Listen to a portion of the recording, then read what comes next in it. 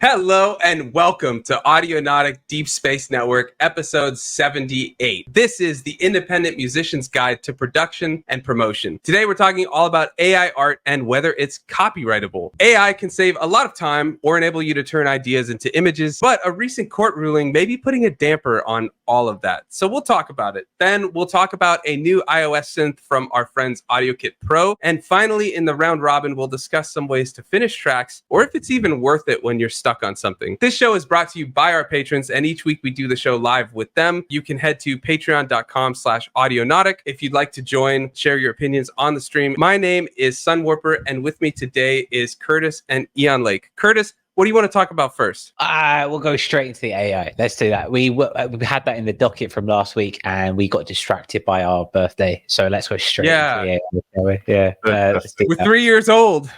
3 years old, and we can welcome back Ian Lake, who has been on holiday. So it's lovely to have you. I wish I brought my rattle. Yeah, I know. The best thing I could find was a kalimba. I've got one of those down here as well. We can make some music live. Everybody, grab your kumbayas. Let's go. Yes, we're back. Hello to everyone in the chat. It's lovely to have you here. Hydrofighter, Shady, Abby, and everyone else. Thank you ever so much. Hold on, you're blown right past them. Let me share it. Hold on, we got Abby in the chat. We got Shady Ridge. Welcome. We've got Hydro Fighter. Always happy to have all of our patrons along with us. And I hope you enjoyed the serenade of kalimba. And what is that, an egg that you had that you were shaking? I got a shaker egg. Yes, I do. Yeah, there you go. Yeah. It's all about the shaker. Feel free to sample it. I will. I mean, that's the idea. I can't decide whether I prefer the wooden one or if I prefer the egg, the plastic one. I don't know. Yeah. Maybe both, as Jack would say, but we'll have to see what goes on there. These are the serious questions of Audionautic. What type of shaker is your preferred shaker? Yeah. Please let us know. I'd be curious. Should we go into this then? Should we have a straight look at the AI? I think we should. For it looks at us. So yeah, this is not exactly news. This came out on the 18th, but it's something that we, like I say, we didn't get to last week. But it is. Well, I think it sets an interesting precedent. Yes, for sure. Interesting long-term precedent, basically. Interesting long-term precedent. It has been ruled in the United States, in the US Copyright Office, that a piece of art created by AI is not open to copyright protection. Essentially, that is the bare bones of what we've got here. So it has been challenged, but the judges have ruled in favor of human created content and have said that anything by AI at this stage is like we've been talking about the voice recognition software, or we've been talking about artwork, Mid-Journey, that kind of thing, and also sounds and music generated by AI. This will not be subjected to the same copyright laws as music in general is, and that is pretty cool. Pretty cool, if I do say so myself. Well, yeah, I think it's interesting because it means any art that's created, there's no copyright to it. So, I mean, I guess it's fair use for anybody to use it, revise it, do whatever they want. And even like what I was thinking, I always gravitate back towards sampling, but with sampling, I mean, there's AI programs or apps and things like that that you can use that will make songs. And sure, they're not amazing. They're kind of weird and wonky, but you could sample it without any worry of copyright. So if you just need a sample idea to get past the sticking point or something like that, there's your sample. You don't ever have to worry about copyright, theoretically, as of now, at least. As of now. I think it's a really important thing it shows two things. On the one hand, that we have to have a new form of we have to have a new set of rules and stuff come into place. The idea of what we can and can't do with copyright. This opens up that conversation. It says, okay, the existing status quo isn't going to work for this, so therefore we need to create something new. But also at the same time, it shows that existing copyright laws are out of date and all over the place, which I find quite humbling, which is quite nice. Yeah, I mean, you always bring up that point too about copyright, and yeah, it's interesting. I mean, I wonder how. I feel like this kind of applies differently because this is almost reasserting old copyright laws of if it's human, it's copyrightable and all that, but if it's AI, it's not. So it's almost making this divide. Ian, like, what's your take on all this? I wonder what my take is, to be honest. When I first heard about this story, I thought that the ruling meant that it's the theory being that AI regurgitates existing data and it's reordered and reinvented, but it needs a database to sort of work on, and that copywriting that wasn't possible. But it doesn't mean that at all. It means the output of that process is not copyrightable, which is a very different prospect. Consequently, makes me think, and I'm really not sure what to make of it yet. I suppose the first thing that I thought was, I expect this to be the first of many shifts of position. And I think, like Curtis says, our whole approach to copyright is really outdated and based on mediums and so on that are less relevant today than some of the digital replacements that have come along. So I think, this is going to be a long journey. This is just the beginning. It's an interesting way to start. Yeah, no, even more than that. A mid to long journey? A mid to long journey, yeah. There we go. You're bringing out the puns today. I should leave you to the overlays. Yeah. I think it's going to change, though. I do think it will change. I just wonder how much. What I think is, from the point of view of creators, what I think is more of a relevant question is, how much could you govern your stuff, your material or output or whatever being used by AI to produce other things without any recompense? I'm thinking more about artists actually in this regard, like painters and so on, digital artists of that nature. But obviously, it crosses over into music in a number of different ways, and also bearing in mind there's a potential of AI replacing some of the work streams that musicians and artists might have. This sort of thing will become important, I imagine, in time. I'm not aware of the context of this case, though, and why it was being brought. Was it an AI company wanting to copyright something they created using AI? I know one of the big contentions right now is Hollywood studios are trying to use AI to write scripts.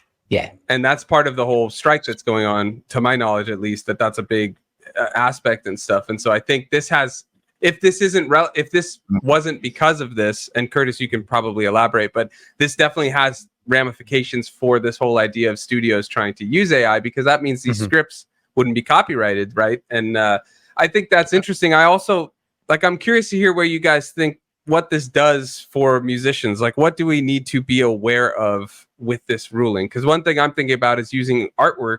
If you're generating artwork through AI for your music, for your releases, that you have no copyright on the art. So, you have to keep that in mind, that others could be using it or something like that. Another thing that I'm thinking, and Curtis, I'll turn it over to you in a second, but you and I both will use AI artwork sometimes for art and things like that. I mean, my whole year project is about that, but we typically then manipulate it, right? And add things. There's a human element curating it, changing things and stuff like that. Where does that fall, I wonder, in terms of copyright or not? Because you're adding to it. It is a human element. I'm curious, Curtis, what do you think? Well, I mean, we already see that argument being portrayed in, say, ghost production, for example, or in mixing engineering, right?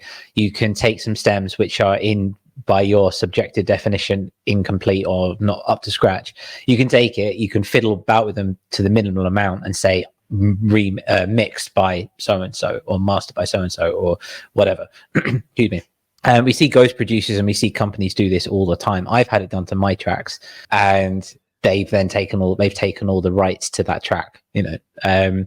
At the same time, again, so using Midjourney, Stable Diffusion, all that stuff, yes, you can generate that, and that is a non-copyrighted piece. But as far as things stand, as soon as you go and put that into Photoshop and then put a new background on it or slightly change it, then that becomes yours by its very definition, which is, again, these things need to be ironed out a little bit more, because ChatGPT does the same thing. For example, you can generate an entire script through ChatGPT, but as soon as you edit it, now suddenly that's got human interaction. And as the article states, it's protecting human or understanding creativity, and that is copyrightable. As soon as you add to it, and that is yours again, which is obviously a double-edged sword. So we're going to have to see some new laws and some new kind of legislation come through in order to see where we stand. But at the moment, it's very Wild West, which is kind of cool. Yeah. Curtis, do you mind sharing that article again? I want to read a little bit about it because I was just reading through it. And I think there's a little more context in pertaining to what Eon Lake was asking. So up at the top, it says, more than 100 days into the writer's strike, fears have kept mounting over the possibility of studios deploying generative artificial intelligence to completely pen scripts. But intellectual property law has long said that copyrights are only granted to works created by humans. And then it continues, a federal judge on Friday upheld a finding from the U.S. Copyright Office that a piece of art created by AI is not open to protection. The ruling was delivered in an order turning down I think it's Thaler, correct me if I'm mispronouncing that, Stephen Thaler's bid challenging the government's position, refusing to register works made by AI. Copyright law has, quote, never stretched so far to protect works generated by new forms of technology, operating absent any guiding human hand. So that's an interesting bit, the any guiding human hand. The last little bit, a couple paragraphs down, this is interesting. It seems like this kind of started in 2018 with this Thaler. The push for protection of works created by AI has been spearheaded by Thaler, chief executive of neural network firm Imagination Engines. In 2018, he listed an AI system, the Creativity Machine, as the sole creator of an artwork called A Recent Entrance to Paradise, which was described as autonomously created by a computer algorithm running on a machine. Copyright Office denied the application on the grounds that the nexus between the human mind and creative expression is a crucial element of protection. So it sounds like this whole thing started actually in 2018, so quite a bit before all of this recent AI news and things like that. But I think that hopefully, Eon, like that gives you some context as to what all this has started from. Yeah, so it's come from film and that sort of thing. Interesting. So it's federal court in the US, so it could potentially go higher if it was forced to. And also, obviously that's one legal jurisdiction. I would be interested to see what European countries made of it as well. Especially places like Germany and so on that are keen on everything being quite clear. Yeah, I'm sure there's some way to go on this. And also, it makes you wonder. This is obviously one way that a discussion on it can surface, but it's not the only way. And one thing it does make me think is that if you were considering using AI for doing sync work and things like that, you can't really, because you don't own the copyright of what you create. But then again, put the other hat on. If you make some subtle changes to it and just use it to generate your base content and then do something to it, then presumably you can, and you do own the copyright in it. So it all gets a bit circular. But it's a moment to appreciate. I think that goes back to what Curtis is saying, that this is just early days in Wild West, and this is I don't know if this is the first, but it's one of the first rulings about these kind of copyrights and AI and usage and things like that. So I think we're only going to see it expand further and further and things change and stuff. But so we're just reporting on it as it exists now, because I think this is something interesting to keep up to date on as a musician, because Curtis and I have been using AI for a lot of different things, generating keywords for YouTube videos, doing all kinds of things in the music production process, and it is very helpful, but you still and you would want to always have that human element. So I just think it's interesting to note it's not going anywhere, AI, so it's good to keep up to date. And chat, I'm curious to hear, what is your take on all of this? Have you been using AI? We've covered it a couple times now, and we've gotten a lot of interesting feedback, and I'm curious if anybody has checked it out since then or is looking into it, what you think. And then what do you think about all this copyright, and do you think taking a sound from AI and changing it a bit gives you the human element to make it copyrightable? I'm curious to hear from everybody on that. But anything else you guys want to cover about this? I think we've pretty much exhausted the topic. Well, just on that definition between no human, that definition of no human guiding hand is an interesting one. It's a little bit flowery, but it's kind of clear what it means, but it doesn't really draw the line, doesn't it? It's still subject to interpretation. Really makes which means more court cases will probably flesh out the definition. Yeah. But I find that really exciting. The notion that it's we're finally having that conversation. We know that copyright, generally speaking, or the laws of copyright, as we've discussed when we just talked about things like YouTube and things like that, are completely out of date. They're based on a couple of 100 years law, based on the publication of sheet music in the United States, and it's completely out of date now. And so we need to be having it. It's really interesting that like AI is spearheading that. It's like as soon as it gets taken away from the humans, that's when we're going to go, oh, maybe we should do hold on a sec. Yeah. So yeah. Incidentally, say again, yeah. Sorry, it's not a short conversation at all, but at least we started having it. Yeah, I think this is going to be a long term, a long journey, or mid to long journey, as we already said. But I think it's just going to keep expanding. There's going to be more cases about it. There'll probably be some lawsuits or something. And then, like you were saying, Jan, like this whole issue of the AI is pooling typically from copyrighted things or something. So there's a whole very murky level and sub-level and different layers of all of this that I think as time goes on, more and more will expand on it. But I mean, I think in terms of the creative process, see if it works for you and use it in a way, but just keep in mind that this is early days and things could change. So make sure the ways you're using it, you at least know where it stands now in terms of copyright. Like if you're using AI art for your music releases, know that as of now, at least, that's probably not copyrighted. So if somebody then takes it and does something, that's okay. But like, hey, you didn't really make it, right? You had the idea, which is awesome, and it was able to create. But I think it's just interesting to keep all of these things in mind, use it as you want, but then know where it stands. Curtis, that was a very, very shady smile there. It's something I get very enamored by, and I get very enthusiastic by, because I've got some, me and you know me, I've got a few somewhat outlying opinions of copyright and artistic expression, and I'm just glad to see that debate is finally coming through and we're having that conversation. It's great, the idea that art is now this intrinsic thing which is more and more difficult to monetize. I love that. Great for me. I love it. Also, that quote from the Copyright Office saying the nexus between the human mind and creative expression. I was like, you want to talk flowery? Yeah. That's an album. That's an album title right there. Now, is that copyright? Nexus of. Well, it was, unless it was written by ChatGPT, it was most likely written by a Copyright Office employee. So a human did write it. So yeah, you were saying something. Yeah, in all seriousness, it does make me think that the legal ramifications and the ongoing discussion around this, it might actually be, that's kind of a bit of a chore to keep up with.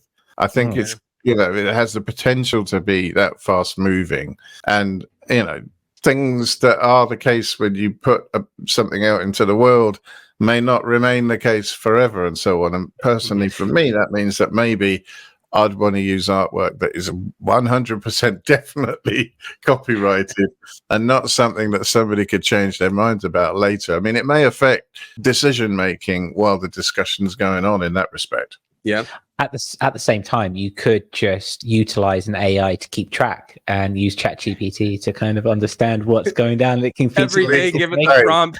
Every day give it the prompt. Could you please update me on this? But then it'll probably be like, I only know up till September something 2021 or whatever. It has that cutoff date typically, at least on 3.5, whatever the free one is on GPT. But yeah, just be like, summarize all this news, please. Just paste it. What's legal today? Yeah. Let us know. And I think again, so I think the guy from Google, I can't remember his name now, but the guy from Google put it in a really good framework when they were talking about the birth of AI. Like, it is going to involve an explosion of artistic expression, but for mainly for monetary gain, right? And he put it in terms of framing it like when cars became mass produced. So you've got your Kias and you've got your Nissans and you've got your kind of A to B cars that are literally they're functional and they serve a purpose, but you still have those who are car collectors and they love the fact that it's handmade and it's limited and it's vintage and it's built and crafted. Music and art is going to go the same way. You're going to have your mass produced stuff, and then you're going to have the expressions of love Though I feel like that also takes away from the democratization of music, because that means it'll be more, and like in your theory, it'll be more and more of a niche for people who want to buy this kind of music. And so there's only a few people they may want to buy from or something like that. Like how many people own a Maserati compared to how many people own a Nissan? Well, comparison yes. in its own right.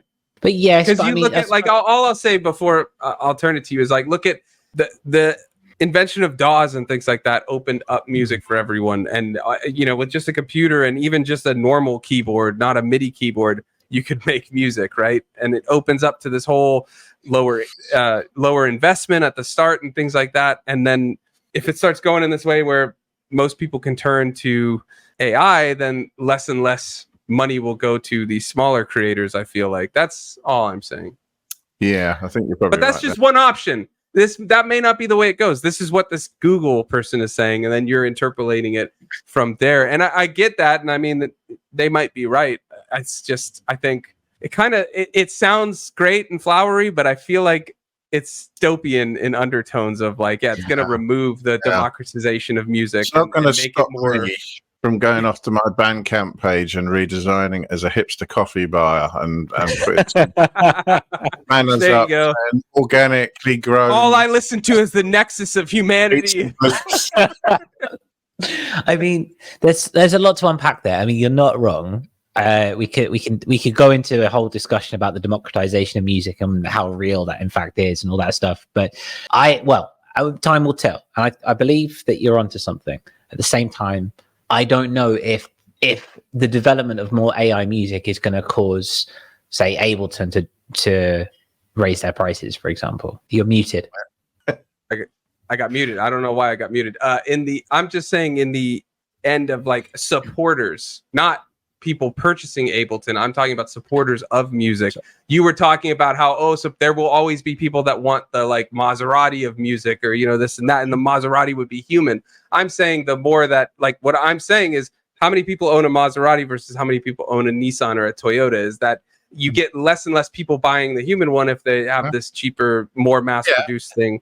Theoretically, if I get to sell a Maserati, I'll be all right. I'm still thinking about how one might define artisan ambient music. Handcrafted artisan. You just got to use that Nexus line, whatever it was. That's what you need, man. This is 100% human, baby. This crafted. Yeah, maybe all the artwork needs like human hands, because that's the way that actually is meta, because AI can't draw human hands. So you'll know it's not AI artwork, and it was created by human hands. So you're checking all the boxes for the nexus of humanity. It'll be like the Soil Association. This was made by a human. I mean, you fast forward 150 years into the future, and the only artwork you see are by artists, and they physically and they've gone right. I need to have artwork with hands because then I know it will look good, and that will be the only way. That will be the only way. People will just have these giant artworks that they'll consider, just masterpieces, and it's just like an abstract hand, but it's a hand by humans, so you can see each finger, and it's not weird and wonky. Until one day, when it gains sentience, comes from AI, and it's going. Yeah, that's when you know the AI has taken over hands. It draws a hand, and you're like, oh, we're doomed. We're doomed. Let us know what your thoughts on AI and hands are, and if that will bring across the human apocalypse. We'd love to know what you're thinking. I was able to put in the private chat a Google search just so we can show how wonky AI draws these hands. Okay, all right, hang on. We share this tab instead. This is AI. Yeah, AI hands for you. That's AI hands. That one from Know Your Memes is probably the best. The two to the left. Yeah, there. Yeah, so that's just a taste of what we're talking about with AI drawing hands. But anyways, although I do like the idea of what the musical equivalent of that might be, but that's for another day. That is for another day and another discussion. But so on back the topic of AudioKit. Oh, look at that! You have is that King of Bass? I've got King of Bass and King of FM. Yes, those are awesome. So let me just get the docket opened back up. because I accidentally exited the wrong tab. You got so excited by AI hands. I can't help it. It cracks me up when you see the just like wonky things it designs. Like, what is this? So AudioKit a couple months ago, and we covered it, made the Saga synth, which was using chips, I think, from like the Sega Genesis. And so it's chiptune-y, based on sounds like that. And they Saga synth. We did a demo of it. I'll put a link in the description later, and we'll play a little bit of that demo at the end just to show you like our own interpretations of how these synths sound. But we've covered several AudioKit synths, and they're all great. As you can see, Eon Lake was convinced to buy 2 of them, buy one and download one because King of FM is free. But Like, what I love about them, like he needs convincing. Sorry, I know he buys everything. He buys everything. But what I love about AudioKit, it's open source. A lot of their stuff is free to download. If it's not free, it's pretty cheap, and they have intro prices. I believe this one has an intro price. They're a lot of fun, very intuitive, and they sound great. So this is a new synth they made that's kind of a sister or sibling to the Saga synth. It's called the Super Ninja Entertainment synth. And I'm sure you can guess what that's playing wordplay on the SNES. But yeah, let's hear a little bit. On the names. Just before we get into it, Bowser versus Wario, Super Underworld Bros, Splinter Rave, Shredder versus Splinter, Turtle Power, and Wario territory. It's great. I'm going to play this now. Anywhere in particular, just from the beginning, Sunwarper? Yeah, just play a little bit at the beginning. We didn't have a chance to check this synth out yet, but I watched some videos. I wanted to share it because, I mean, these synths are so much fun. So let's just play a little bit of it.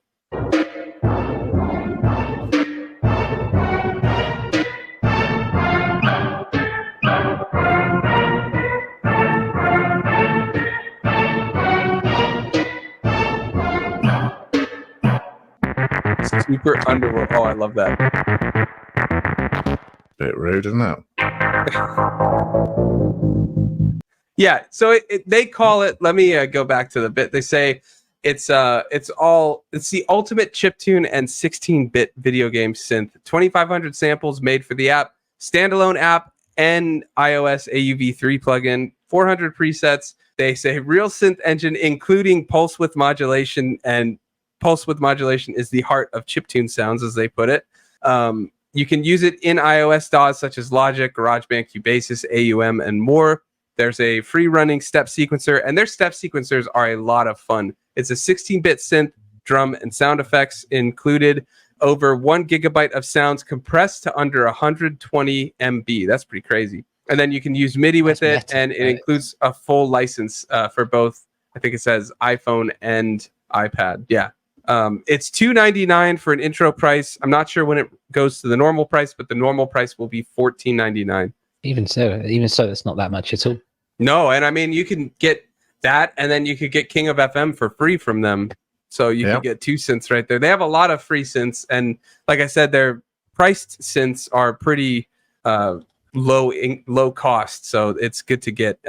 But yeah, let me just show. We have a little bit of our demo from the Saga synth, so you can see our own interpretations on the synths. I just want to play a little bit of it. It's a different synth, but it just shows you kind of it's similar in that chiptune sound and stuff. And so those were a little bit more like video game sounding, the demo of the Super Ninja. So you can hear these do work in ambient and IDM and things like that. So if you could hit play there, Curtis.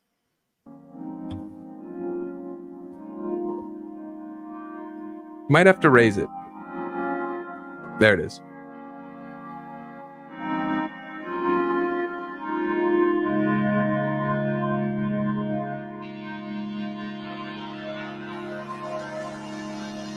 I love the circuit.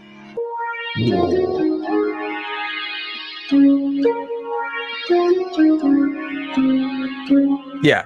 So you can get a lot of flexibility from these synths. So I would definitely recommend checking out a few of them. Like Eon Lake grabbed the King of FM, which is free. Highly recommend that one if you're looking for the DX7 type sound, FM sounds, and it can do a ton. And then they have a lot of effects built in, which are really good. Like in that demo we just did of the Saga, the circuit does that bit crush, and you get some reverbs, delays, things like that. On that King of FM, the delay is a lot of fun with the feedback. I don't know if you messed with that one yet, Eon Lake. And Yeah, the LFOs that you can route on the King of Bass, that you can do the delay and the feedback. Oh King man, there's so much fun. It's a filthy monster, and it's a lot of fun. It's a filthy monster. That's best description for it. Yeah. But what do you guys think about this synth? Like, have you seen enough of it to be convinced to get this one too? I don't know about this one. I like chiptune, and a lot of people do, but it's not my thing. If you see what I mean, it's more something I would listen to rather than do myself. So I don't know. But then you never know quite how you can bend some of these things to your will, and also when you get to spend some time with them, you might hit upon a patch that suddenly does speak to you after all. I'm prepared to be surprised by things these days, because I think that's the trend of software synths and hardware synths. Everything is having to get a little bit broader and do more things now, even if the USP is a particular niche thing. They still need to have a bit of flexibility. So I'm prepared to be surprised, but not necessarily for me, this one, I think. That's all right. Yeah. I mean, I was surprised because I'm not that into making chiptune or anything. And I was shocked the Saga synth, which was billed as chiptune and stuff like that, had so much flexibility in the type of sounds that I wanted to use it for. So I bet this synth, you'd be pleasantly surprised by the power in it. But no, I get that. I mean, not every synth's for everybody. Curtis, what about you? For sure. I'm still waiting for a chiptune trap merge. And I feel like this would be a great way to do it. Yeah, trap tune, it's great. I mean, again, $15 once it's full price, or $2 or $3 as it is now. And it is a niche, but it's portable. If we're in the same vein of democratization of music production, this takes it. What AudioKit keep doing and keep bringing out is this idea that you can get insanely democratized. I'm thinking about, kids in high school and secondary school and that kind of thing, where, or even kids who instead of watching YouTube on their mum's iPad, they got a synthesizer, and that's another form of indoctrination, which is, dare I say, a bit more healthy. I just love how it's at your fingertips. And I say this every time we cover an iOS synth. I need to get an iPad because I would love to do this. I'm telling you, man, it's a lot of fun having just anywhere you go, like on the phone too, especially just when I'm bored or waiting somewhere, just boop, boop, boop, boop, boop. Exactly. It's like having this, but in your phone. Yeah, and I think that's what's wonderful, and I think that the chiptune is increasing every year on year. It keeps getting increasingly good, and I've been very lucky in the sense I've been able to make chiptune on one of those original cartridges with the Game Boy itself, and that's a trip. But it's also difficult and it's a learning curve, right? So this just goes straight to it, and chiptune evokes such a good emotion. And it's still very nichey and it's still very in its way, but everyone loves it. I don't know anyone who doesn't like chiptune, and it's just, I feel like it's going to be the next lo-fi. So go for it, I mean, I feel like chiptune's been around forever, though. It has, but it's never had the same mass appeal. It hasn't hit that like zeitgeist. Yeah, I think you have elements of it, especially in EDM these days and bass music. But there's so much more to it, and some of those sounds are iconic. When you hear that like smoky snare sound, which it's just that you can't replace that in any form. And I think there's something intrinsically magical about that. So, yeah, that well down. I just need an iPad. Yeah, you should, man. Yeah, we'll get there. Turning 32 this year, so we'll see what happens. There you go. Yeah. Are you going to add to it? Am I going to get this? I'd like to, maybe, but I don't know if I'm going to have the time with the little one coming, but it's because he's coming imminently. The due date's like the 20th or something, so coming that way. Yeah. So I don't know if I'll have the time right now, but we'll see.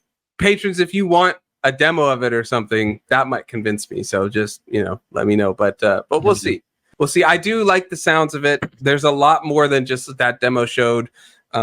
We just wanted to bring awareness to the synth because, I mean, we love those synths, and they've sent us a few of them before. It's like I said, a lot of them are free, and it's just an awesome company. It's an awesome just platform, all these synths and stuff like that. And I get more and more into iOS music making the more I need to like be mobile and things like that. It's nice to have these synths that have so much power right there. And you can throw it in GarageBand if you have an idea, record that, send the MIDI to Logic or Ableton, anything. So yeah. Yeah, and they're pretty cheap compared to the kind of software that only runs on a PC or Mac or something. You know, it's a relatively cheap way of finding new voices. And once you bounced it to audio, you know, does anyone really care where it came from? You know, if it sounds good. And to be fair, some open as plugins on the computer. Like I think King of FM opens in Logic. So interesting. Well, there you go. There you go. I'd like to see a chiptune release in the community. I think I would like to see that of all our little underground kind of outlets for music. If anyone's making chiptune or some form of chiptune, just send it over here. I'd love to put it out there and release it. But if it, you know, we should make some chiptune on Voyage 2. That would be a shout. By the way, quick question. You said you made a chiptune song on the Game Boy, right? Is that a tracker? Is it similar, like when you make the song on the Game Boy, is it like a tracker where it's that vertical? Yeah. I've never used trackers. I've always wanted to. It's a different workflow. I've always wanted to give it a try. It's taken me. I'm, you know, me and my chimp monkey brain. I get so confused. I just end up breaking down. When it goes down, what? I tried it. It didn't really work out well for me. I found it hard to get away from the repetition. Yeah. You know, you have to start programming things in that make it sound less, repetitive. Things that you could maybe play in using MIDI and so on with a bit better results. So maybe there's a way of doing that. But yeah. Well, I think there's like algorithmic randomness, isn't there? Yeah, and there are LFOs and things that you can assign. But you know what it's like if you really want to get some feel into it. Yeah, I think it would be fun to mess with, but like I'd love to get something like the Poly tracker, but then I'm like, I'm not going to drop however much money, 500, 800, 1100 on this that I may not even gel with. And then, you know, so you'd want to try it first, wouldn't you? Yeah. Get a software tracker first. You bring up an interesting point. Like there's a lot of people in our community, if you hadn't noticed, and they're from all four corners of the globe, and I see a consistent thing where people, you know, they buy new gear and they don't vibe with it, or they play it for a bit and then they pick up something else, that kind of thing. And me and you, Sunwarper, we've talked about this quite a lot. Like I'm sitting around with a few boxes of gear that I don't use, and I know you are doing the same thing. The micro brute, mini brute, whatever the smallest Arturia brute is. That's it never gelled with me. Just like why it wouldn't that cool? face for me on like hurts my soul, man. Just like, look at that. That was just like he was just like and I saw him make a frown. It's like, oh no, I'm sorry I offended you. It just didn't gel with me. It's not a bad synth. It just didn't gel with me. No, I'm sure I saw a video on YouTube of somebody who redid a movie soundtrack. It was one of Mr. Zimmer's tracks. Oh, like Time or something? Yeah, I think it might even have been Time. I think that's what convinced me to buy it, I think. But you've got to know your way around the synths to be able to do that's the thing, though. To be fair, different sounds was incredible out of that tiny little thing. And yeah, I mean, it has some really cool like changes to the oscillators. You can do this mod sourcing stuff. I'll to be fair, I'll preface and say I bought it before I knew as much as I know now about synths. Yeah. I think programming and all that. I bet today it would gel more, but all the knobs have this like somebody mentioned, it might have been you, Ian, like, but they used this like cheap thing on the knobs. They use something on the knobs and it becomes sticky over time. It's just weird. So the original push was covered in this material that it makes it matte to touch when it's new, but over time it sort of degrades and starts to go sticky, and you can scrape it off. And it's like, what the hell is it? Yeah, I mean, it's back there. Put new knobs on them though easily. Just put them off. Put another one on. I'll tell you what. Just for you, I'll try playing it again if I can find the power. I'll try to play it again. I reckon this. I did use it. Beast will be able to. I did use it for some good bass once, but other than that, I couldn't get any good sounds out of it. But if you go way down on my Instagram, there's a few videos with it. So yeah, but yeah, that was before much of my. I mean, we all have bits that we don't gel with it quite so much. The MPC for you, yeah, MPC Live and Poly Tracker. Oh, the tracker. There we go. Is it the tracker? Can't remember. I'd be curious to know, people in the chat, if there's a piece of gear that you've had which you've not gelled with. Mine's the Monologue. I love it. It's great. But I prefer it as a MIDI keyboard than as the sounds that are in there. The sounds that are in there are cool, interesting, but limited. More so than the mini log. Yeah, I need the mini log. Yeah. So I mean, I love it and it's great, and I wouldn't change it. I love having it on my tabletop, but as I say, as a MIDI controller more than anything else. So yeah, guys in the chat, is there any gear that you've had that you've not vibed with or not gelled with, or is now just gathering dust? I'm just curious, more than anything. But also, it's like imagine we had like this cloud for hardware, right, through the trusted community, where, for example, you can put your mini brute, or you could put your MPC or your polyN tracker or whatever it is, put it in this cloud. And then someone from the community could put one from there, and you could rent each other stuff for a little bit and just try and trade gear just for a little bit, not forever. It's like here in the Czech Republic, they've got book donations. You've got these big places where you put a book in, you take a book, and you just kind of go with it. I think that would be pretty amazing. So like a Blockbuster or a Redbox, right? For music. Yeah. Well, sure. I'll tell you what, when we hit 1,000 patrons, we can try it. Okay.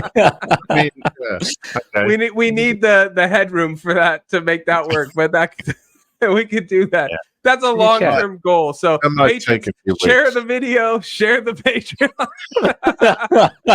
Then we could achieve this goal. Imagine that. It would be great. It'd just be great. 3D printing stuff as well. That could work. You just learn to 3D print all the gear. Very lofty ambitions for Audionautic, but that's a cool idea. It's time to be. It's our 3-year anniversary. It's time to have lofty ideals about where we want to grow as a community. Yeah. Did you ever watch those videos I sent you about the guy playing the Ultranova? Yes, yeah, the lively. Dude, I didn't know you could get piano sounds out of that, because he was saying that it has wavetable. You can make custom wavetable synth sound, like oscillators and stuff. And he made this piano. I was like, yeah. There's a whole software component. It's an incredibly versatile synthesizer. I love it. It's crazy. I'm like, now I really want one. I've had it since 2019, and no, when I go to Malaysia, 2018. It's a vocoder, right? It does, yeah. And yeah, 2018. I've had it since 2000, and I'm still only I deal with it quite a lot, and I'm still only brushing the surface of what it can do. It's such a deep synth. And it's just the workflow takes a lot. Is not the greatest, but once you understand the workflow, you can really go deep. And even I'm discovering new stuff, and yeah, I love it. That's crazy. Yeah, I was like, wow, that's cool. It is cool. It's a cool piece of gear. I think anything by Novation's pretty good. I'm unofficially becoming a Novation spokesperson. Novation, if you're watching, please send me gear. I'll promote You say officially, but I think you meant unofficially. Yeah, unofficial. Sorry, yeah, unofficial. But yeah, I love Novation. Everything works. It's cool. I really want to try the combo of the tracks and rhythm, the circuit tracks and circuit rhythm. Mm-hmm. So sure, yeah. I think they're bred for each other, not bred for each other, but they're brother and sister. Well, I think they would work well together because their UI is so interesting for not having a screen. All the lights act kind of as a screen, kind of like Deluge used to do. Mm-hmm. I think that they added a screen now on that, but they have different powers because this circuit tracks doesn't sample, but it can do polyphonic synths and things like that. And then the rhythm, you get 8 channels of sampling, but they're all monophonic. So you can, if you connect them, you could get some really interesting combinations. Pretty soon, I'm going to do a MIDI connection between the SP and the circuit, using the SP as the brain, not using the circuit as the brain, because the sequencer has so much like mutability and stuff. So I want to see how that works, because I've never connected them via MIDI.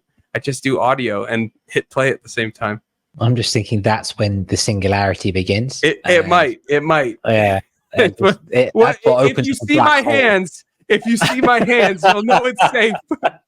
You'll know it's safe. They have to put them up at the beginning of every video now. Yeah, just be like, here, they're human. See? Yeah. Very much so. Yeah. So that's new AudioKit Pro, and a hell of a tangent, but a good one. Anything more on that? I don't even know what we're on. Yeah. We have, we've kept the conversation going. It's been free and loose this week. I think that's a good thing. We've had quite a few structured episodes, so it kind of works. I like how you just had this like inner monologue externally right now. Like we've had a couple shows where we're fast and loose, and this is like what? Hello. Yeah. Let's get back on track and let's talk about finishing songs, because I don't even know if you should finish songs you're stuck on. Quite frankly. Okay. This is what I want. This is what I want to talk about. And also, patrons, all of you who are watching, if you'd like to join in this conversation or help us go on even more random tangents, you can head to the Patreon link. I posted the StreamYard on Patreon. If you need it on the Twitter, let me know and I'll post it there. But it is on the Patreon, the StreamYard link. Mm-hmm. Hop on in and we can talk about it. But Curtis, you brought this to the table. Let's elaborate. Explain yourself. Explain myself, yes. I will preface this by saying that the round robin is the part of the show where it's basically our conversational piece. We take a topic about production or marketing or whatever, something about what we do, and we just sit and hash it out, share our stories, share our experiences, all in the name of perhaps learning something new, perhaps imparting knowledge onto someone else, because together we grow, as is the Audionautic motto, which still isn't part of a t-shirt, but maybe should at some point. Anyway, maybe for Christmas time. My point is oh no, make it sound good, dude. It's on the one Ian Lake's wearing. Yeah. And we're still gonna do that bucket hat. That's on the way with the you have to Ian, like I could not remember it. What is that thing you always say about you have to live life to make music or something like that? Did he freeze or is he really deep? I don't know if he's frozen. She's thinking. I think he's frozen. Dropped out for a sec. He froze. Right when I put it on full screen, you started moving. I was like, dang it, we almost had the freeze frame. But what is that thing you always say? You have to live life to write songs about it. Or if you want to write music about it, you need to live it first. Makes sense. There it is. Yeah, that's going on the bucket hat. It's going on the bucket hat. I'm gonna make a neon like bucket hat all the way around the rim. Yeah. We'll make it spiraling up. Yeah, we'll have it loop, continuously loop. Really let people know that hey, you gotta live life to write about it. Exactly. All right, let's get back on track. Let's back on track. Just as we said, let's get back on track, we went instantly off track again. So let's get track. It's been tangents galore this week, but that's not a bad thing. So yes, the round robin this week is the notion of whether or the extent to which or best practices at finishing one's tracks. Now, I understand that this comes with the predisposition that we should, in fact, always finish our tracks. And I'm guessing and I'm looking into Sunwarper's eyes, and I know that he's got something to say about that. But we will get to that. See those eyes right there? Exactly. But I'm bringing to the notion of finishing tracks. Best practices. Wait, actually, hold on. We need to go on another tangent because Hydro Fighter said, give me a few minutes, I can join. I just need to get my mic set up. I'm just kidding. We can start, we can go, and then we can carry on. No, I think this is a really interesting topic, Curtis. And do you have anything else you want to add before we start getting into it? Let's get into it. Let's go. Okay. So where do you want to start? Do you want to start with should we finish tracks or ways to finish tracks? Yeah, what was Different question, because like you say, it comes with some assumptions, really, and I think we want to poke at those first. We got one vote for poking at the assertions. Let's see, Curtis, what again? Hydro Fighter, the link for the patron for the StreamYard is on the patron post. You have to click the patron link. It's there in the group. I'll put it. If not, Curtis, just send him the StreamYard because I'm not able to. All right. Let's why don't unless you feel any differently, let us know. But I think we should first start with should we finish tracks, and then even if we say we shouldn't, we're going to offer a few ways that if you are stuck and really want to finish a track, or you're listening to Curtis and you have to finish a track, then we'll give a few different ways or our best practices for doing that. And this comes from, I've been putting up a song every month, so who am I to talk that you shouldn't finish tracks, right? But so we've got some experience. Curtis has been putting out music consistently. Ian Lake did a live set. He puts out music. He's working on an EP at the moment, so he's finishing stuff. So, we have I think we have a few different ways to approach it. But Ian Lake, I want to hear from you first because you were questioning these assertions along with me. So what do you think? Should you finish tracks? Well, in order to Oh answer boy, that he's question, starting with well. I'd This say, is a well, mid to question, long what is the journey. This is a mid to long journey.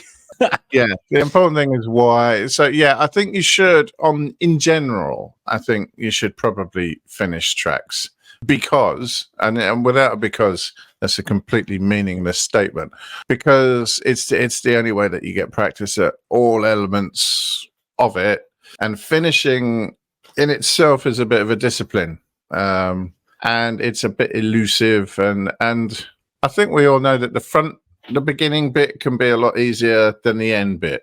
And I think part of that is because, once it is almost done, you're close to being judged on it. Whereas at the beginning, everything's just free and open and who cares? We're just starting, but once it becomes something you've got to put out there in the world, then you start getting critical about it for some reason and start to question things. So I think actually finishing, even to any kind of real standard, I mean, you don't have to master everything, but to sort of try and finish the composition at the very least, that all the parts are there and everything, the structure's there. If you don't want to take it forward at that point, then by all means shelve it. I file mine away and maybe I'll come back to them later and maybe I won't. But I think generally it helps to finish most of your stuff so that you have experience in all aspects of trying to get stuff finished and meeting those challenges, but not at any expense, I would say as well, because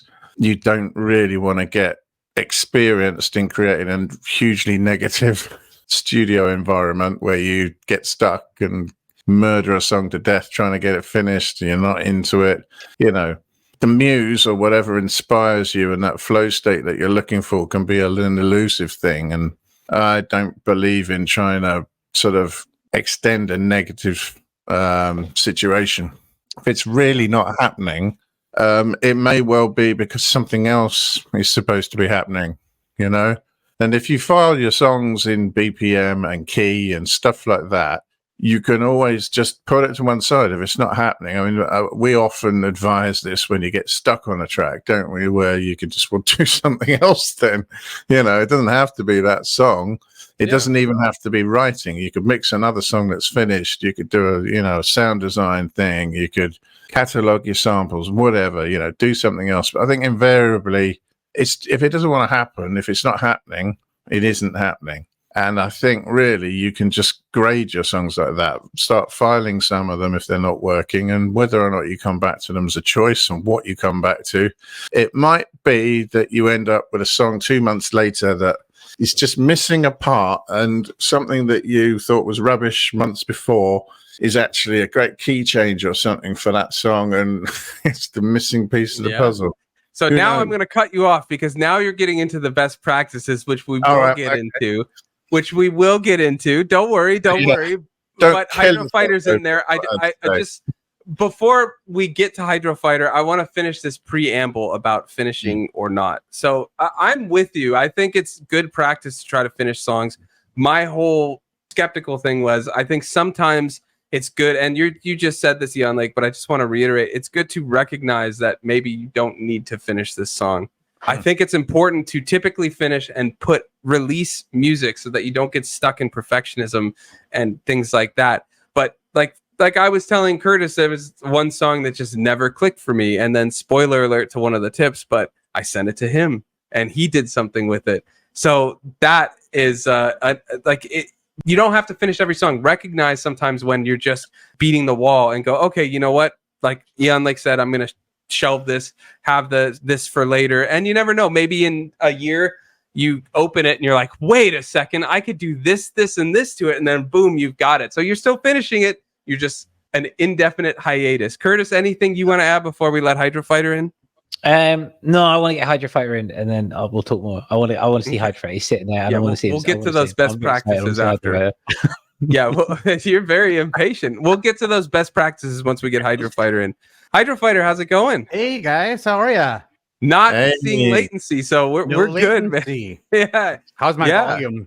A little quiet, but I can adjust it. Hold on. Yeah, you're good. Don't worry about it.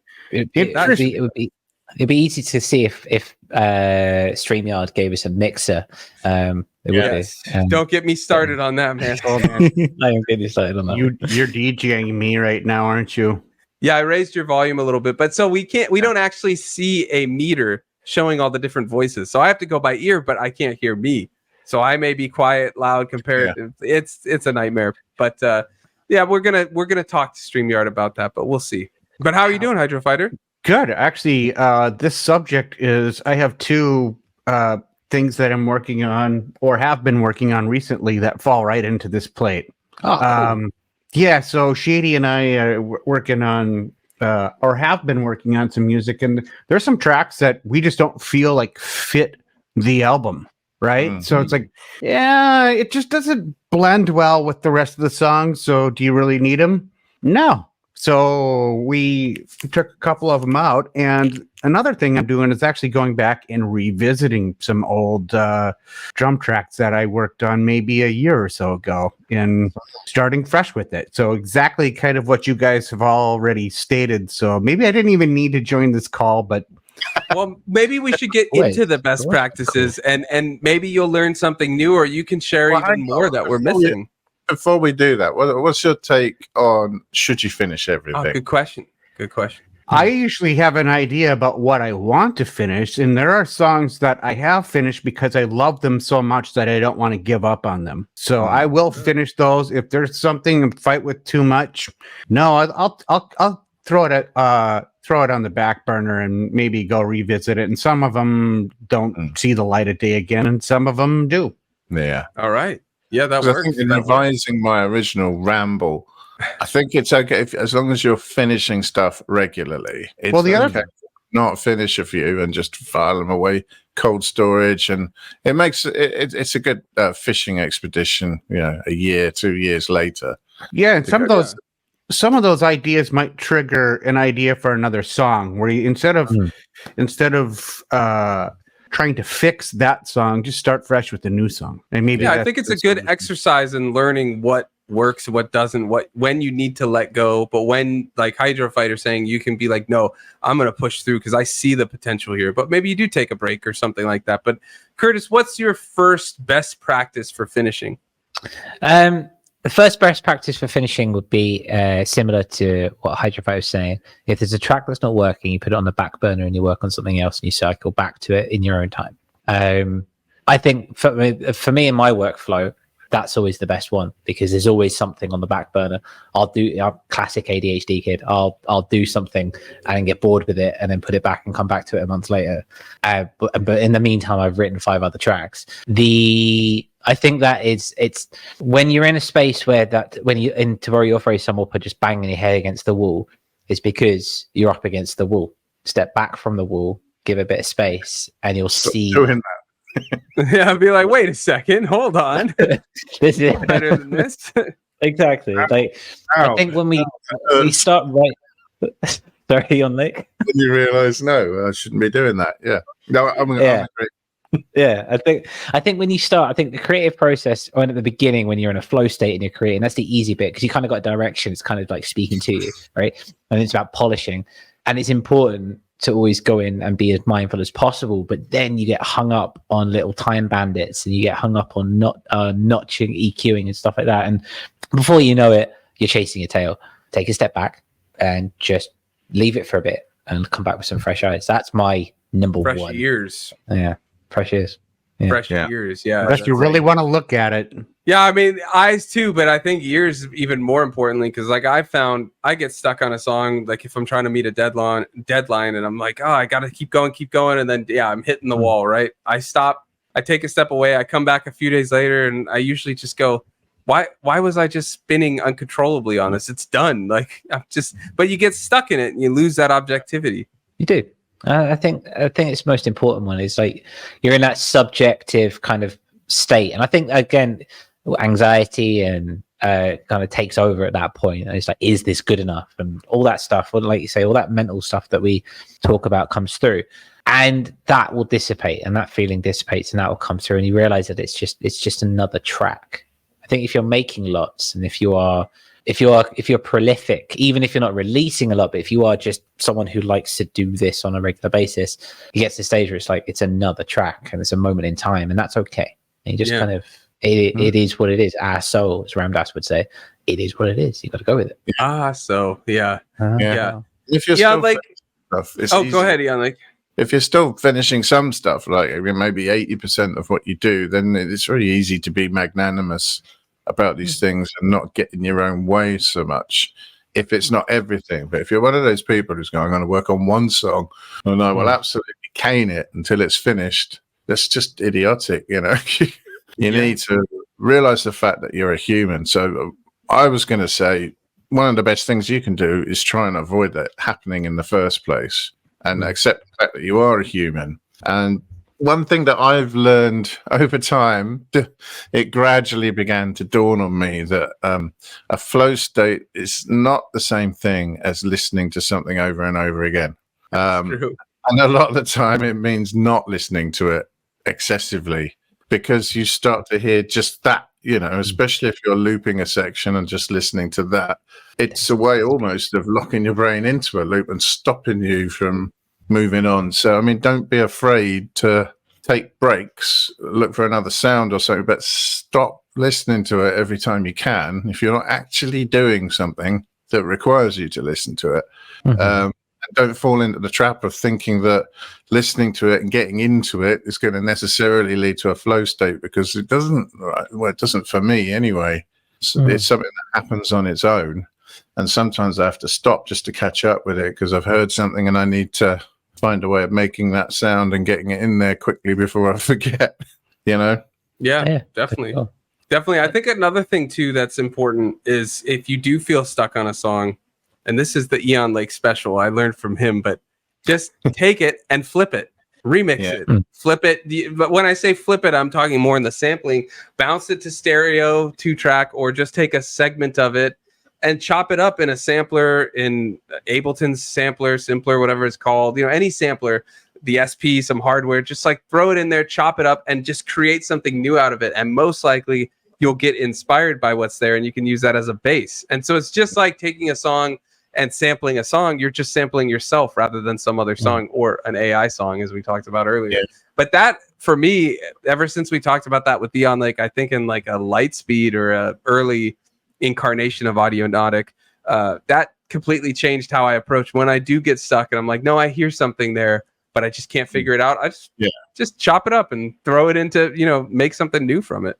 So I find that happens a lot, that there's something, I mean, you're working on it because there's something about it that you like, but it's at the same time, it's not happening. So I suppose what you really need to do is listen to yourself. Start, you don't like it, so change it, you know, and perhaps if you can turn it into a game or a challenge and see how many different things you can do with it and how much of it really needs to stay as well. What is it about what you've got that you actually like? Is there a load of crap that you've put in that you don't really need, you can strip out? And that's what I ended up with, a sort of remixing something you haven't finished writing. Yeah.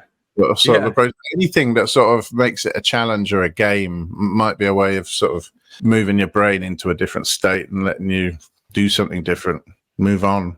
Yeah. And Hydro Fighter, you work with Shady for your band, like your main band. I'm curious, do you ever trade ideas when you're stuck on something and go like, hey, this is kind of where I've got it, but I hear something, but do you hear anything from this? And can you, like, you know, elaborate on it? I think mean for solo work? No, for the duo. Kindly spoken. Yeah. I don't think so much in the past. I think we have ideas in our head about what we want to get out of it and suggest it to the other person, and it comes out totally different and unexpected. And I think it's really cool. But I mean, I think myself, regardless if it's the Thieves or if it's the Hydro Fighter stuff, I kind of assembly line my songs. So like I build the drum tracks up for a bunch of different songs, build the bass, build the synths, and try to build variation at that time before I actually write the harmonic ideas for it. So I'm not really trying to tackle one song at a time. I'm bouncing between songs, and that's helping me build consistency in a release that I would want to do as an EP or as an album. So if something doesn't seem to gel in that at some point, that's where I might decide to say, well, I don't want to use this right now. Interesting. That is It's taking it from a clinical approach as opposed to the phrase isn't the non-artistic approach, because obviously it's an artistic way, but taking it from structures as opposed to the color palette, so to speak. So like you say, working on just bass lines or working on just melodies and stuff like that, it's a really good exercise in creating consistency and taking something which you might be stressed about, so to speak, in an artistic fashion, and utilizing it in a way and coming at it from a different perspective, if that makes sense. And and I think once you have the sounds built out the way that you want them, the writing happens really quick. And you just have to be conscious to say, well, I don't necessarily want this song to be in the same tempo as this other song or the other song. I want this to be in a different key as the other song. So you all have all of that fresh in your mind when you're working on multiple songs to build that variation so you're not feeling redundant, but you can still make it thematic because you have the idea working for you already. So That's interesting. Yeah, I think I don't think I could work that way. I love the idea of it, but I think it would not click for me. But I want to try it now. But I ask you that, Hydro Fighter, because one of the final best practices, or possibly the final, I can't remember off the docket, but that we have is to take, when you really feel stuck with something, send it to someone for a collaboration. So I was curious to hear if that is something you've ever done with, your long-term collaborator. Because like Curtis and I do that with some of our collabs, like what turned into Periapsis, our second collaboration, was just this random maybe 8 or 10 bar loop that I had of, I think, a mini log sound that I created using the sequencer that I loved. And then a bunch of other things around it that I just was like, I could take or leave those, but I couldn't get it anywhere. And I kept trying all these different structures, variations, but I knew there was something there because I loved that sequencer thing that I captured. So I was just like, here, take this and do something with it. And then he went just in this totally other direction to the point where I didn't even think he used anything of my sounds in it. And it turned out he took that mini log sequencer and sequence and chopped it up, stretched it, delayed it. I don't know, whatever you did, but it came out so cool. And it's just a great way to work past that without actually, I mean, I don't want to say not doing anything, but like if you know there's something there and you just can't get it, give it to someone else because they have their own interpretations of it and they'll do it justice. Yeah, and I think I'm actually doing that right now because these songs that I'm going back and revisiting, actually, I think were kind of some demo songs that I had for Kindly Spoken Thieves stuff. And then after a year, go back and kind of rework a few things, but don't put all of the ideas in there. Intentionally leave it open with the intent that Shady will do something with it and build some harmonic structures and build some sounds of his own in there to allow me to go back and then add in additional parts if I feel the need. But I'm really trying to keep what I'm doing right now very simple, just kind of building out simple songs and thinking about where he's going to fill in the space. Now, what he does harmonically, I don't know yet, but that's going to be the fun part of it. That's getting it back and receiving it. That's the fun part in that. Yeah, and I think I have an idea about how it should sound, but maybe it might not come out like that at all. We'll see. That's fair.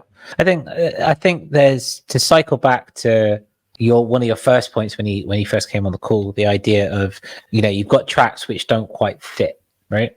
And therefore the question becomes, where does it now land in the priority? Should it be something that should be shelved? Is it something that we should just pick up and put on a different EP or whatever? Or is it something that you just stop doing? And I found it, it's an interesting one because I found it quite useful. I did it with Marooned where there was a couple of tracks where there were 2 tracks at the end, or three tracks that I had which just didn't fit. And they just didn't really have much of a presence. They weren't part of the story. They were kind of just added additions. And so I put them as an extended version on Bandcamp only.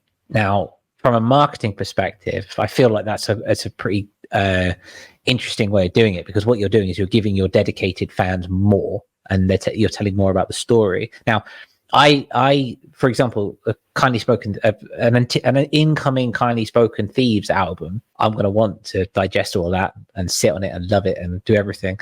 But as a fan, I also want to know about all this stuff that didn't make it and that was left on the cutting room floor. Now I listen through Spotify, right? That's mainly where I digest all my music. But if there was an extended edition of the new KST down on Bandcamp with added songs, for example, I'd go and buy that as well. That's not a bad idea. I mean, think about, promoting yourself a year after the original release and saying, well, here's some B-sides. I mean, plenty of people are doing it now. We just remastered this album, right? But we're adding a few bonus tracks on there that didn't make the cut just for your enjoyment. For sure. For that. That was just my thought. No, it's a good one. It's interesting. Yeah. Any more? Sunwarper? Well, one thing that struck me after listening to what Hydrofighter had to say, because I mentioned about loops and getting stuck on a track often happens when you're just working on a section or something too much. You get used to hearing a certain bit and you don't have that linear thinking anymore. And interestingly, he doesn't have that problem because he's more linear with a track. When you're recording like drums, it's not just like, well, I got an idea for a beat and stop there. It's like, well, what else do I want it to do? Try and have more ideas for sections before you start going vertical with it and adding other things. And then that way, when it cycles, at least it's 2 or 3 sections rather than just one little bit. So you can go horizontal or you can go vertical, can't you? And if you push too much in one direction and not doing enough of the other is, often when you start running into problems. Yeah, no, definitely. It's structure. I mean, Curtis had it in the docket, and I think we talked about it a little bit, but exercise and structure. So try different structures if you're feeling stuck, anything like that. Chat, we're curious to hear from you, or if you're watching back on Spotify, Apple Podcasts, or on YouTube, let us know in the comments, or if you're on Spotify in the question. What you do you finish all your tracks? Do you let some go? Do you put some on the back burner and revisit them, flip them, sample them? Do you do anything we haven't talked about? Because that's the best part, is together we grow, we all learn from each other. And if you do use any of these, also let us know that, because it's interesting to hear what everybody does, the same, different. That's like the point of our Discord, and I mean the show in general, is just to talk about these things and help us grow and become better musicians. I mean, that's the best way to put it, I guess. But that's it for the round robin. If you have anything more, let us know. If you have any topics you want us to cover, like one of our patrons, FCC, put one in, I think, for next week. Curtis can correct me if I'm wrong, but I saw there was one we're going to talk about. But what are we all up to this week? Curtis, what do you got going on? I'm going to be finishing a load of tracks as it goes. I feel like that's a common theme right now with you. It's like, I'm finishing tracks. Oh, I'm still finishing tracks. Yeah, there's a lot of project files which... there's a lot of project files that I've got and I just need to finish them off. And so I'm still deep within the field of producing and, taking my laptop everywhere I go, 20 minutes here, half an hour here, that kind of thing, different rooms, different headphones, and all just kind of tailoring it off. So that's what I'll be doing. I want to make sure that when you come back from paternity, that you come back with a lot of work to do, basically. That I can put off. Yeah, exactly. And Ian, what about you? Oh, who's going next? Wait, just let's go in the circle that I've got. So we'll go Ian, Lake, Hydra, then I.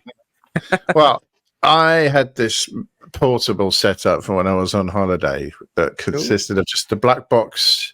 What's that little thing from Teenage Engineering? OP1. How did you forget that? Jeez, you're going to get like stoned right now. And I did nothing with it. I had a little tiny line mixer as well. I did absolutely nothing. So I'm gonna restore that at home and still try and do something with it. But yeah, I think that sounds like a good setup. I will mainly be going horizontal before vertical and seeing where that goes. I've also still got my play tray set up here with some things. I might chop a box out and put another one in, but at the moment I'm still messing around with that. It's a good way to get more familiar with the harmonicon, the subharmonicon. But yeah, experimenting with the portable thing that I didn't do on holiday that I should have done when I was too busy chilling out. You gotta enjoy your holiday, man. It's okay. Yeah. And you got to live life if you want to write songs about it. Oh, there we go. Where's that bucket hat? Where is that bucket hat? Hydro Fighter, what about you? What are you up to this week? I think I'm going to probably at least see Shady one day out of this weekend, and we're going to do some fine tuning on the upcoming album. And then I'm going to present the ideas that we were just talking about in the round robin to him. And then I think we're going to go out and maybe do a road trip and take some pictures to kind of go along with the next upcoming album. So, yeah, we're hanging out a lot more than I think we have in the past. And I feel really good about how it goes. How it's going, I should say. Give them our best. Yeah, we'll do. I'd like to see that. Looking forward to hearing it as well. But yeah, gotta be patient. I don't want to give too many hints out about what it's going to be like. So no, don't tell me. No, going in blind. And we'll just surprise you when it's going to be released. It could be next month. It could be K-pop, January, right? Yeah, they're doing K-pop. Yeah, I like that. Yeah, it's all K-pop. Shake that booty, Hydrofighter. Sunwarper, what are you up to this week? Oh man, I bit off more than I could chew with what I'm making for my next video. It's a review of the laptop I bought, the M2, like from a musician's perspective. So that was supposed to come out tomorrow, but that's not happening. So because I'm doing a bunch of B-roll, I still have to color grade it. It's like 20 minutes of just talking, so I have to like make it interesting and do all that. So I think I'm gonna hold that off until next week, and then I'm thinking tomorrow, depending on the heat, because it was 100 degrees here yesterday, which in Celsius, Curtis, is what, 40? 37, 38. 37, 38. Okay, thank you. I'm thinking of doing a live stream tomorrow before it gets hot, if I can spin it, working with the SP and the computer. And I'm contemplating, but I'd like to hear from chat and from all of you here that I'm talking with, but I'm thinking of doing either two things. One is connecting them in that way I've been talking about, using the SP as the audio interface and just sending sounds I make on the computer, like from OctaveCat, into the SP and then make a beat from that. Or do Beat GPT and ask ChatGPT to make some music. Yeah. I mean, that's a perfect title, right? Beat GPT. I love that. I already have a video I made that I haven't edited yet that's doing that. So I don't know if that's redundant, but I think you can never have too much fun with that type of stuff. So I was thinking those are the two things I'm planning, one of the two. But I mean, the Beat GPT is kind of fun because you just ask it for like, okay, make a drum beat for me. And it's like, try this and this. And then you make it. And when it sounds terrible, like it inevitably will, you revise it and add the human element, the hands, and you fix it. You can copyright it. And then you can copyright it and then ask it like, okay, give me a lo-fi jazz guitar part. And then I'll just make the guitar part, right? Something like that. So yeah. If it's too hot, I might do it Friday. We'll see. But I switched this every other week cycle, and then I'm not upholding it, so I feel terrible. So I want to do something at least. So we'll see. But that's me. And then just getting ready because we're almost at the due date, so it's about time. Yeah. That's fair. It's gonna be exciting. Yeah, car seats in, strollers ready, bassinets ready. We're ready. Yeah, the bags are packed. The bag is packed. Yep. I need to find your replacement. That's what I need to do. There's nobody can replace me. Unless you get some crazy weird AI hand thing. You could put all of our Audionautic episodes into a model and create a Sunwarper AI and just feed it text. Could I copyright it? And coffee. Maybe. Yeah, I don't know. Yeah, add coffee. There you go. So you need. Thank you ever so much for joining us, everybody, both listening live and watching back. Thank you ever so much. It's wonderful to have you here. We'll continue the discussion in the Discord around the round, surrounding the round robin and finishing tracks. So go over there and be part of that community. But yeah, thank you ever so much for coming down. It's now an hour and a half into it, and if you're here, then awesome. Thank you ever so much. Yeah, thanks for watching, and we'll see you next week.